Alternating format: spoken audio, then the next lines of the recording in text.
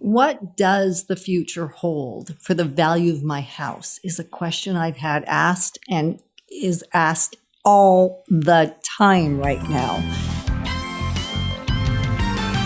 Moving forward with the Decker team. Moving forward together with the Decker team. We're excited at the Decker team that for over 31 years, which seems like a really long time. And I would have thought in 31 years we would have experienced everything there was to experience about selling a home, buying a home, and investing in real estate. And we're here to tell you there's new stuff on the horizon. And so we're excited that we're able to just navigate those things with you. In addition to making our houses feel fantastic and keeping them safe, which is not going to go anywhere. Now it's about how do we even navigate this unusual, unprecedented time. And we're excited that with the experience, we can probably do it better than we could have 30 years ago. Oh, absolutely. And yet I'm here to say that it's my absolute best guess at what could happen. Because who knows? Are we going to be locked down? Are we going to be locked down for a certain amount of time? Right. How long are we going to be in social isolation? How long will we need to... Social distancing. I am okay, sorry, not isolation. Socially isolated. Isolation is not a good word, is it? No, well, not for an extrovert, and not even for an extrovert introvert, and even my true introvert friends that only really enjoy introversion. They're telling me they've had enough of themselves. They've had enough of themselves.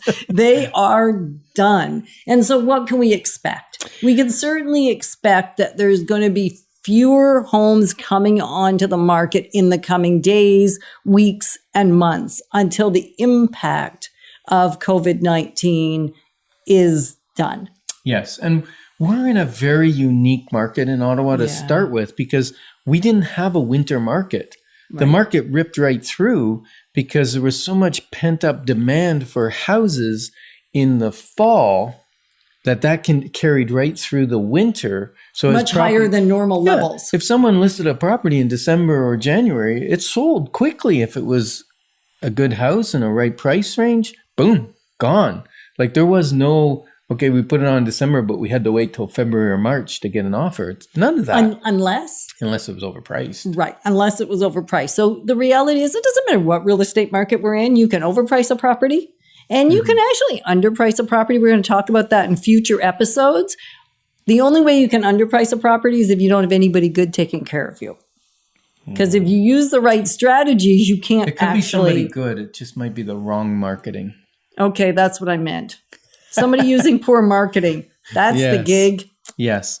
Or poor strategy. So what can we expect? Right. After the pandemic is over is what I've been attempting to assemble some ideas, some facts, some history, combining that with what the government's doing now and recognizing what changes will happen in industry. For instance, relocations, government DND, RCMP, all of those relocations will be kept to an absolute minimum. And on hold for at least another couple of weeks. Yeah. So they're on hold right now, watching when the majority of the impact of this virus is going to be reduced. Right. And companies that were thinking of shifting staff maybe have more constraints on their finances. How about do? Okay, except for some companies. There's still some companies that thrive. Are thriving. Even in the Great Depression, there were companies that did well, like Procter & Gamble, that did cleaning products, your necessary staples in your home. Those companies are not going to go away. Companies like Amazon that deliver to your house, their business is exploding, especially now that retail's been shut down in Ontario. Pretty much. So companies that have a delivery section of their retail company are going to be doing okay. Restaurants are down, but delivery companies of food are up. Right? So way up. So looking at what different things are going to happen. Now, the other thing is looking at our demographics of our market. And Ottawa has right around 20% of its employment is government. And the government is not reducing government spending right now, to support businesses and support just everybody who needs to pay a mortgage or pay a rent or whatever, but they have to administer all that. So they're not laying off government workers, social workers that are supporting the society. They're going to be increasing. Medical's more, everything. They're going to spend more. And we have a lot of that employment. So that's stability. The next part, their next biggest employer is high tech.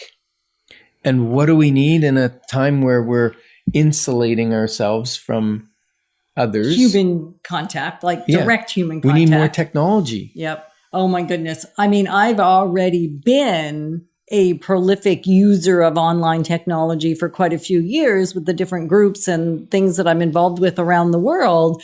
And now there isn't a day that I am not on video conferencing. Mm-hmm.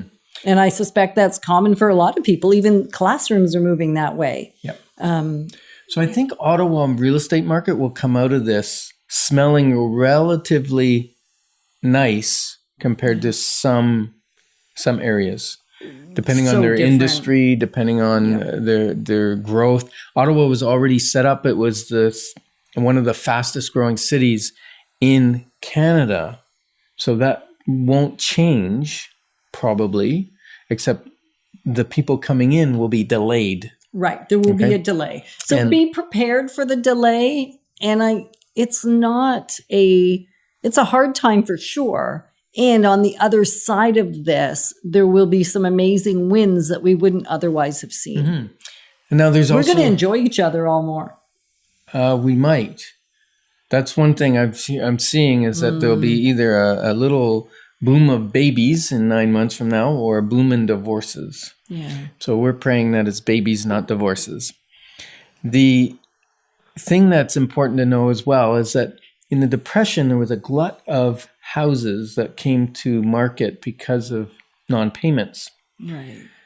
Our government knows what that happened and they're avoiding it.